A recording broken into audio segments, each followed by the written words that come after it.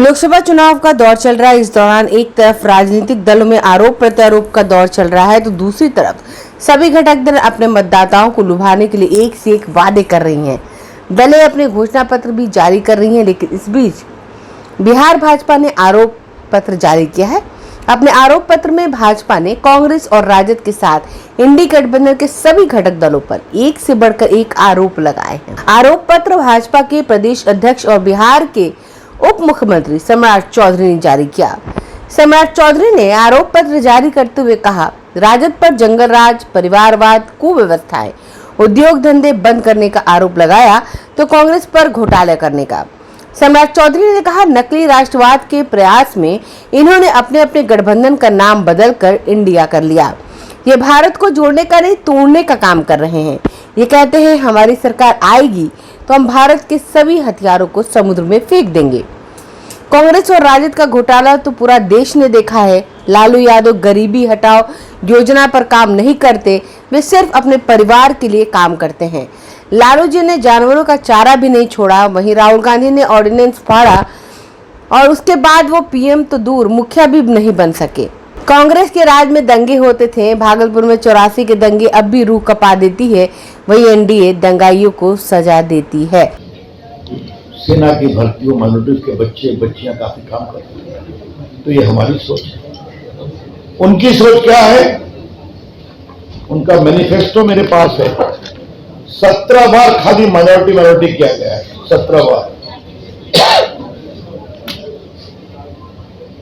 और मनमोहन सिंह का आपको एक भाषण याद होगा, minorities have the first claim over the national resource. और याद करिए 2004-2005 में हैदराबाद में SC/ST के रिजर्वेशन में काटकर अल्पसंख्यक मुस्लिम को रिजर्वेशन देने की कोशिश की गई, जिसको हाईकोर्ट ने क्वेश्चन किया। तो यह है कांग्रेस का इतिहास। इसलिए अगर प्रधानमंत्री ने एक बात कही है तो कांग्रेस का जो न्याय पथ, न्याम भी या न्याय पथ, और ये देश के सामान्य जनों के साथ अन्याय पथ है। तो एक बात तो यह हमें कहना है कि उनकी अपने डॉक्यूमेंट में सिर्फ प्रो माइनॉरिटी स्टैंस, जुडिशरी हो, बाकी जगह हो, ये उनकी सोच है। वैसे वोट तो आना नहीं है, जीतना तो है नहीं, लेकिन वोट की कवायद हो रही है। दूसरी बात, राहुल गांधी का एक स्टेटमेंट है ना महाराष्ट्र में न्यायात्रा कि देश में हम सबके इनकम की जांच का सर्वे कराएंगे और बाद में उसको डिस्ट्रीब्यूट करेंगे। उनका स्टेटमेंट ऑन रिकॉर्ड है। इसका मतलब क्या है कि जिसने कमाया अपनी मेहनत से, उसके पैसे को आप छीनना चाहते हैं। यही तो बात कही गई। तो कांग्रेस पार्टी हाइट तो आप क्यों मचाई? इसलिए प्रधानमंत्री ने जो सच्चाई है वो देश के सामने रखा है, जो उनके मैनिफेस्टो से साबित होती है। एक बात माननीय प्रदेश अध्यक्ष जी, उप मुख्यमंत्री जी ने बहुत विस्तार से बताया है, उसमें मुझे कुछ नहीं ऐड करना है, लेकिन एक बात सिर्फ आपके विचार के लिए, इस ठग गठबंधन के लिए कहनी है। सोनिया गांधी, राहुल गांधी दोनों भ्रष्टाचार में आरोपी हैं कि नहीं, बेल पर हैं कि नहीं नेशनल हेराल्ड केस में? लालू जी को चारा घोटाले में सजा हुई है कि नहीं 3-4 केस में? जमीन दो, नौकरी लो, इसमें लालू जी, राबड़ी जी और तेजस्वी जी को खिलाफ कार्रवाई हो रही है कि नहीं हो रही है? दिल्ली के मुख्यमंत्री भ्रष्टाचार में जेल में है कि नहीं? बार बार कोर्ट उनके पिटीशन को रिजेक्ट करता है। और हमारे झारखंड के मुख्यमंत्री भी भ्रष्टाचार के मामले में जेल में है। ये गठबंधन बन करके देश को न्याय देगा। ये सिर्फ ठगबंधन नहीं है, ये लूट बंधन है। इतना ही हम कहना चाहेंगे। इसलिए सब बड़े बड़े नेताओं की उन्हें बात कही, छोटों की बात नहीं। 13 फाइनेंस में जितनी राशि मिली मात्र 7,000 करोड़ रुपया, और उसके बाद जब एनडीए की सरकार बनी तो आप समझ सकते हैं कि आज बजट का लगभग 80% राशि देश के यशस्वी प्रधानमंत्री नरेंद्र मोदी देने का काम। 2,78,000 करोड़ का बजट है बिहार का, जिसमें लगभग 2 लाख करोड़ रुपया भारत की सरकार सहायता करती है, असिस्टेंस देती है, टैक्सों से आता है।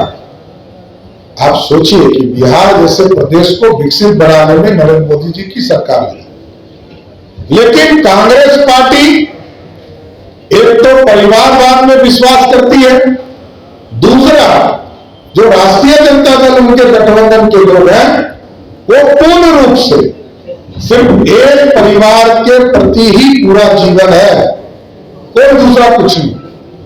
इसलिए आज इस पूरा ब्रीफ आपको उपलब्ध कराया गया है कि गठबंधन के लोग पूरी तरह भारत को लूटने का काम करेंगे, नौजवानों को ठगने का काम करेंगे और नौजवानों को यह दिखाया जा रहा है कि हमने ही काम किया है, जबकि 17 महीने में आप स्वयं जानते हैं कि उनके युवराज, राजद के युवराज जिस डिपार्टमेंट में रहे एक भी सरकारी नौकरी की बहाली तक नहीं निकला।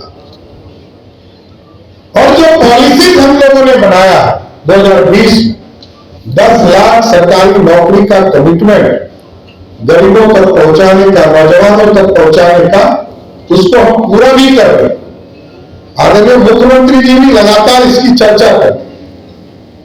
इसलिए साथियों मैं यही कहूंगा कि आज गठबंधन पूरी तरह 2024 का चुनाव हारेगा और पहले फेज का जो चुनाव हुआ इसके चारों सीट हम बड़े मार्जिन से चुनाव जीतेंगे।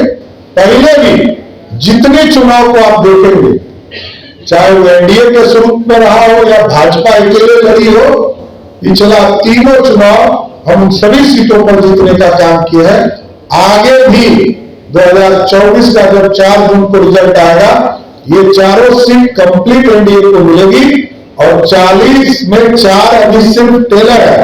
40 की 40 सीट बिहार से जीतकर मोदी की सरकार बनाने का काम करेगी। आंखें जो आपका चैनल है उसके लिए और उसके दर्शकों के लिए 2 लाइन की हम शुभकामनाएं अपने ढंग से देते हैं। आप सब में मिठास घुल जाए बांसुरी और बीन की तरह, और लोग आपको भी प्यार करने लगे वैक्सीन की तरह। हंसते रहें, मुस्कुराते रहें और देखते रहें आंखें न्यूज 24। अगर आपने अभी तक हमारे चैनल को सब्सक्राइब नहीं किया है तो हमारे चैनल को जल्द से जल्द सब्सक्राइब करें, लाइक करें, शेयर करें। अगर आप भी अपने दुकान, प्रतिष्ठान, school, college, coaching centre, restaurant, cafe का विज्ञापन देना चाहते हैं, वो भी किफायती दर पर, तो आंखें न्यूज 24 लेकर आया है आपके लिए एक सुनहरा मौका। आंखें न्यूज 24 न्यूज पोर्टल की दुनिया में बिहार का सबसे उभरता हुआ चैनल, जहां बिहार झारखंड से जुड़े तमाम बड़ी खबरें देखने को मिलती है। तो देर किस बात की, आज भी जुड़े आंखें न्यूज 24 के साथ संपर्क करें हमारे व्हाट्सएप नंबर 8935876430 पर। क्या आप पत्रकारिता के क्षेत्र में अपना कैरियर बनाना चाहते हैं? तो आज ही Royal Ashoka Institute of Mass Communication and Journalism में अपनी जगह सुनिश्चित करें।